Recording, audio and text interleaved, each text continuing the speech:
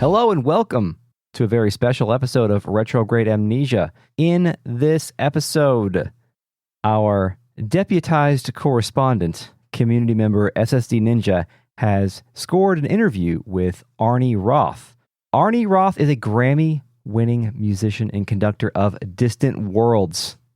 As many of you know, Distant Worlds is a concert series centered around the Final Fantasy games. It's been going on since 2007, bringing the music of Final Fantasy to audiences all around the world. This year marks the 15th anniversary of Distant Worlds and the 35th anniversary of Final Fantasy. The concert series first premiered in Tokyo, Japan on August 6th, with a North American premiere set for Chicago on September 10th. The Chicago performance will welcome vocalist Rikki performing Suteki Dana from Final Fantasy X, and legendary composer Yoko Shimomura will be in attendance. Those of you that have listened to our Parasite Eve miniseries are familiar with her work. She's extremely prolific, and we are big fans. So thank you, SSD Ninja, for putting back on your journalist hat and performing this short interview that discusses the past and future of Distant Worlds, along with recalling some memories along the way. I think it's a great listen. There's a lot of little nuggets in this interview that will make you smile. And once again, the North American premiere of Distant Worlds' 35th anniversary concert is in Chicago on September 10th. Without further ado, here's the interview. Hello, everyone. Here with a very special person. If you could introduce yourself for us. I'm Arnie Roth. I'm the music director and conductor and producer of Distant Worlds music from Final Fantasy and many other productions. Just came back from Japan, where we started our 35th anniversary of Final Fantasy concerts. And took some very impressive pictures that I saw. Yeah, we had a great group there. Yeah, that was something. Could be kind of once in a lifetime getting all those people together. Yeah, when I saw that poster, I was like, wow, that is a list of people. That was very impressive. Yeah, it was fun. So, starting out, Distant Worlds premiered about 15 years ago in Sweden, right? Was the first performance. You just finished up, like you said, with the shows in Japan. Tell me about some ways, unexpected, expected, that the show has changed since its inception to today. Well, it has grown. That would be the main change. By that, I mean, in the actual physical sense, we've added dozens and dozens of scores, music scores from the Final Fantasy series, to our music library from the initial group of scores that we had when we started in 2007. We now have well over 140 scores in our Distant Worlds library from the entire series. It runs the entire gamut. That's not counting all the music scores that we have for our other production, New World intimate music from Final Fantasy, right. Chamber music series, and we have 50 or 60 scores in that series. Plus there's Final Fantasy VII Remake, which has a whole separate set of scores unto itself. That's another production that we produce for Square Enix. There's another video game series that we produce for Square Enix for global concerts, and that's Nier, and that's a whole nother set of scores. So in a very real sense, the Final Fantasy library has grown exponentially over the years. And with each one of those scores, there are new video montages that go with each one of these scores from the various games. So you can start imagining the amount of added material that we have to the Distant Worlds production. And then, of course, as they've released new games, we've had the pleasure and the honor of working with many of the original composers from that series. Right. You were talking about the photos from Japan. I mean, we had a whole bunch of those composers with us. Of course, Nobuo Uematsu, but Hitoshi Sakimoto, Yoko Shimomura, Yoshi Mizuta, and Masayoshi Soken, a whole crowd of composers, along with some of the guest vocalists who were the original vocal soloists from the games. So it was quite a festival in Japan. We had a great audience and a great contingent of guests. So that's another way that Distant Worlds has grown. We keep broadening our work with other composers, both the arrangements and scores that we do for the concert series, as well as the scores that are provided to us from Japan. How do you select the pieces for the performances? Are they autonomous? Do you have a lot of heavy collaboration with Square Enix? Like, how does that work out? Well, there's definitely collaboration, but there's also collaboration with the composers themselves directly. We've worked with Nobuo Uematsu. I have personally worked with him since 2005, 2004, when we initially did the Dear Friends concerts. And he was very much involved in the selection of the scores that we're going to be performing with the 35th anniversary concerts. A tremendous amount of new scores in the concert. At least 50% of the concert has new scores. And there's a big concentration of new scores from Final Fantasy 1 through 6, particularly from Nobu. But in terms of the method for choosing what scores go on each concert, Distant Worlds, there's kind of a loose formula that we look at. I look at, have we performed in this city or with this orchestra or with this venue, in this venue before? And what did we perform previously? Or are we performing for the first time in this city? What is the quality level of the orchestra and the choir that we'll be using? Do we have any guest soloists available that are joining us? Are there any composers joining us? Special guests? All of this stuff affects what scores I program for each one of the concerts. So, I mean, that's just kind of a loose formula. And then writing on top of that is, what are the new games that have been released? And what are the classics that everyone wants to hear? You know, so all of those things are part of this big kind of formula that I'm looking at to try to put together the concerts in each city around the world. Do you think it's important, you know, like you said, you have these newer releases coming out. Do you try to skew a little heavier towards the newer ones? Do you try to keep an even blend of, you know, from the beginning until now? Like, what's your thoughts on how you arrange the representation of the separate games in the franchise? Well, I think that the choice of how to do that when it is an anniversary concert is different than in other cases with Distant Worlds. For an anniversary, you're trying to do some special things. Right. And in that way, new scores, a new format of the order of the scores or the way they're presented, new video in many cases, and that will drive some of the decision making. In these concerts that are coming up now, the 35th anniversary concerts, we can clearly say that we have scores from every single game in the series, 1 through 15. They're all represented on the concert. We can also say that there is a special extra amount of scores from 1 through 6 due to the Pixel Remaster series. Nobu particularly wanted to pay some attention to those scores, and we have some new video from that, HD video from the Pixel Remaster series. So that is also a special thrust in these concerts. But in general, in Distant Worlds concerts, it's true that if there's a new video game that has come out, for instance, when 15 came out, we did try to feature more than just one score, and it really depended on whether we had Yoko Shimomura coming out with us or not. You know, for instance, since 15 has come out, after the initial start of 15, we played, at the beginning, we played Somnus and Apocalypsis Noctis from 15. But there are other composers that are involved with 15. We like playing Ignis and Raves from 15, and that's Mitsuda-san. It really depends what the new game is. When 13 came out, we played a lot of things by Hamauzu, obviously, and we still, again, play scores from all of these composers. But as the years go by, then we may drop back in terms of our programming. We're not able to do, for instance, 2 or 3 scores from 11 or 2 or 3 scores from 12 because there are some real favorites that people want to hear from 9.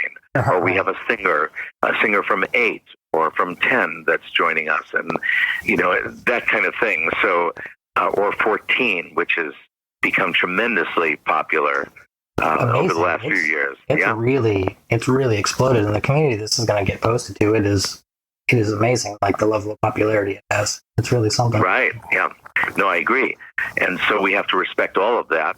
And also, you know, we're looking forward to 16. That will be coming up soon, too. Each one of these things, 7 Remake, of course, was a concert unto itself. And I think that we may see some of that kind of programming will happen in the future as well. where we may want to focus on one or a series of games. The sad fact is that with all these concerts, we have a limited amount of time. 2 hours and 2.5 hours generally is the maximum that we can go on stage. For most of these orchestras, it's going into overtime if we're performing longer than that. So, we're limited by that limitation. What can we cram into that period of time? So all of these factors, a regular Distant World concert is different from an anniversary concert. And in a regular Distant Worlds concert, we'll try to cover things from the entire series, but perhaps we won't be doing as many things from Final Fantasy 2, 3, and 4. We may just do 1 or 2 things from the early games and be concentrating more on scores from 6 through 15, that kind of thing. Kind of treat those early games almost as like a single era to just kind of get a representation of. Right, exactly. Okay. Has there been a particular piece, you mentioned that you have to kind of tailor it to where you're at, things like that. Has there been a particular piece, a performance that you've wanted to do from the franchise that you either had a lot of difficulty landing or that you've just never been able to land? There are some scores that require actual physical resources that we don't always have. I mean, something like, for instance, Dancing Mad requires a big monster pipe organ. Yes. So we don't always have it. And also, it's rather a long suite of music. And that's the other problem. We can't always do, for instance, the opera, Maria and Draco from 6, because the version that we have now is over 14 minutes. It's almost 15 minutes long. And I've seen that before. And it's so good. Oh, it's amazing. Oh, it's fantastic. And Dancing Mad is great. I want to do that more often, but it's 11 or 12 minutes long, and we really do need a real pipe organ for it. So it limits how many times and where we can play it. Then the other thing that affects things is the territories that you're playing in. Because of the history of Final Fantasy, there were different games that were released at different times historically in various territories. Japan, of course, got the first releases early on, and it's only more recently that they've gone to kind of global releases where everything gets released at the same time. Therefore, we have to look at things. Europe, for instance, did not get Final Fantasy 1 through 6 until later. The first games that they got released in the European territory was 7 and beyond. So for that reason, historically, 7 and later games, 7, 8, 9, 10, for instance, are extremely popular in Europe, whereas in North America, while they are very, very popular, 6 is very popular in North America as well because it got some of those earlier releases. So, you really have to look at the various territories and release schedules and what's popular where, that kind of thing. Quick personal story with Dancing Mad. The first time that I interviewed you and Nobuo Uematsu, you were practicing at, I think, like a school or some kind of like off-site area in Chicago. And I wasn't sure if I was in the right spot when I was walking in, but as soon as I walked in, I heard Dancing Mad playing like in the distance. I was like, yeah, I have found the location. Yeah, it's the best. I mean, we have a lot of fun playing that, and especially now that we've added Tier 4 music in the middle there, it's for the orchestra. We used to leave that alone for the rock band, but now we also play that section, which is really difficult. Cool. That's cool. Very tough. Yeah. So I don't really want to ask a COVID-19 question, but given it kind of feels unavoidable. Obviously, you all made it through it. How did you do it? Like, how did Distant Worlds weather the uncertainty? And what is it specifically about the music, the fans, the franchise? What is it that made it so resilient that it was able to come out on the other side? A couple of things. One is that obviously we made sure that we did everything in our power to prevent concerts from being canceled or rescheduled, as much as we could. That included, of course, vaccination and boosted vaccinations. Mm-hmm. That included all the protocols that we had to deal with. Everyone needing to be masked. Each of the orchestras and venues had their own protocols. And we rigidly followed that. I mean, for the first thing that we did coming out of the pandemic, as we started coming out of it, were the rescheduled Final Fantasy VII Remake concerts. And I'll never forget getting to Royal Albert Hall, I guess it was a year ago, late September of 21. And they were bemoaning the fact that they were only getting 25 to 50% audience showing up because of the pandemic. We came in and we had 2 completely sold out shows, and it was their first sellouts there, and they were calling us pandemic proof. So, I mean, that wasn't the case everywhere. There were people that were, of course, worried about showing up to concerts, but if everyone followed the protocols involved, and let me tell you, some of the concert halls were really tough, like Carnegie Hall required rapid PCR testing from the entire orchestra and chorus, and that had to be within 24 hours of their first service in Carnegie Hall. And all the choirs were singing with masks on, and that's still happening in most venues. Some venues are allowing masks to be off with baffles or dividers between the choir and the orchestra, like clear plastic dividers. So, every single city and venue and orchestra, and they all have different protocols, and we try to follow it rigidly. From a personal standpoint, it meant that all of us, as far as I'm concerned, we literally stayed in our hotel rooms. And so when we went to these various cities, we're wearing a mask all the time. We're ordering in room service instead of going out to any restaurants. Each one of these trips were simply our hotel or the venue.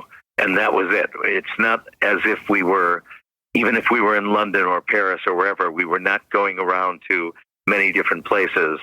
No questionable or risky behavior or things like that. We had to really be very disciplined because, if I tested positive, then we had to shut down completely. So we were being very, very, very careful.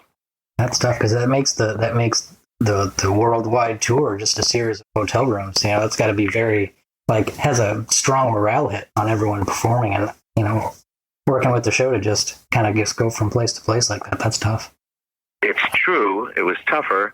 On the other hand, everyone wanted these performances.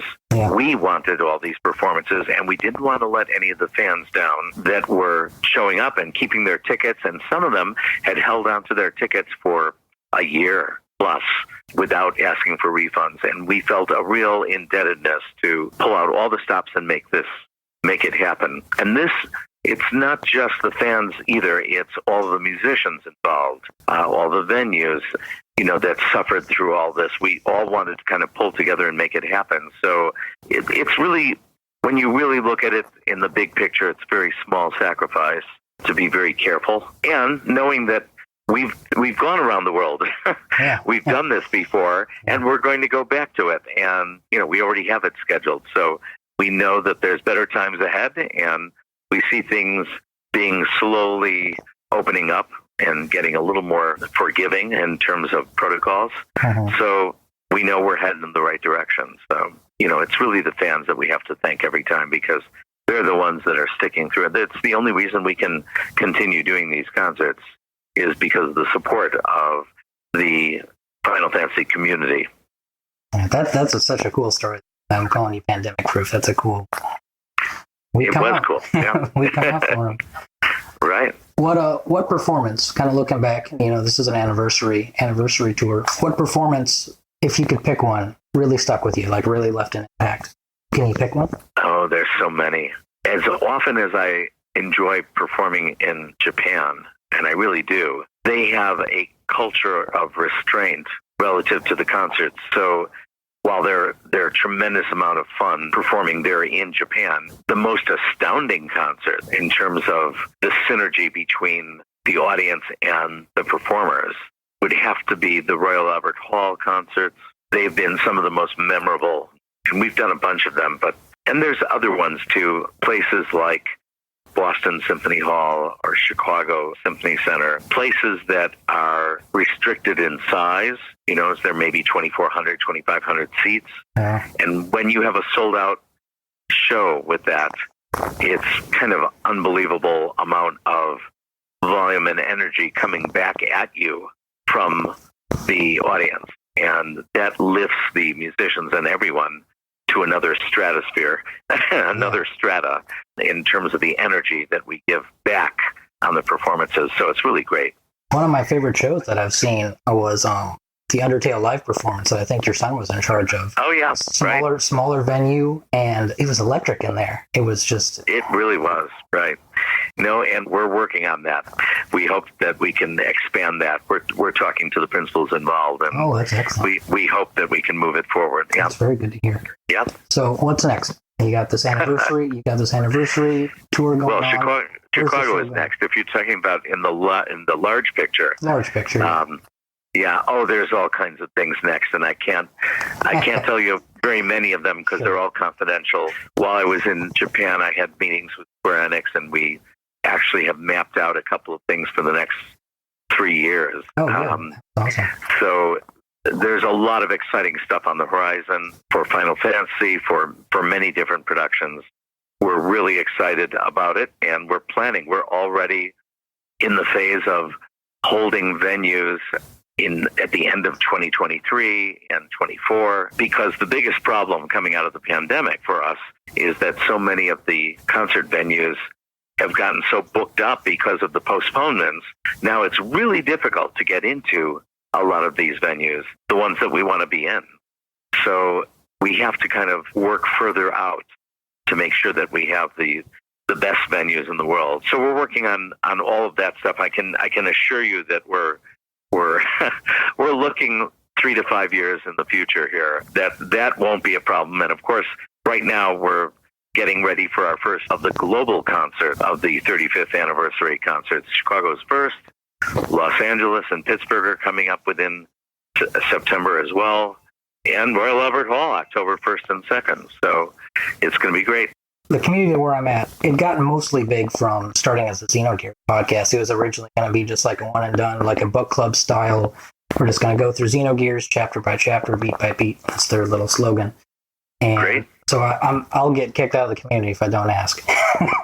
Any plans in the future to ever do any type of Xenogears, Xenosaga type? We don't have plans for that right now. I have to answer you honestly. But we are looking at all of those things. That's very good to hear. I would encourage anyone that is interested. We do look at all of the incoming email that comes in on our info emails and things like that. And believe it or not, there have been some gems that have come in that have led to either concert dates or other things. So we actually look at all those things and ideas for new concert productions. If you or anyone has anything they want to suggest, you never know. Those things can really be a catalyst for something moving forward. So certainly write in and tell us about it. Awesome. Yeah, I'll definitely spread the word. I'll give my personal recommendation. Omen from Xenogears, my favorite song on the soundtrack. Atmospheric, I just love it. It's one of my favorite pieces of the entire fantastic. The entire Square Enix library. So that's all Great. I had for you prepared. Any other thoughts, closing statements, anything you'd like to say about who you are, where you're going, the show, anything? We'd love to see everyone, all of you, at all of our 35th anniversary concerts. It's because of the community, the fans of the music of Final Fantasy, that we are able to come back and do these concerts globally year after year. And our deepest thanks to all of the fans, all the community of Final Fantasy and attendees, and keep coming, because we're able to add new things every time we do these concerts. And there are many new things in the wind here for the next year. So hope to see everyone on 35th anniversary. Thank you very much. I can tell you, I will see you there. I got front row as soon as they went on sale. I was like, click, click. Fantastic. Great. And we appreciate the support. Thank you. Yeah, thank you very much. Thank you for your time. See you soon. Yep. Yeah, take care. Once again, I want to thank Arnie Roth for being generous with his time and sharing some really great memories and anecdotes about the concert. And of course, thank you to SSD Ninja for reaching out to us to find a home for this interview. So thank you so much for this, and have a great time at the concert. You can find a short write-up on this interview in the show notes of this podcast. At the time of this recording, tickets are still available for the Chicago shows, as well as other upcoming performances, which you can find out about at ffdistantworlds.com. And you can find a link to that in the show notes. Thanks again. We'll see you soon. Yes.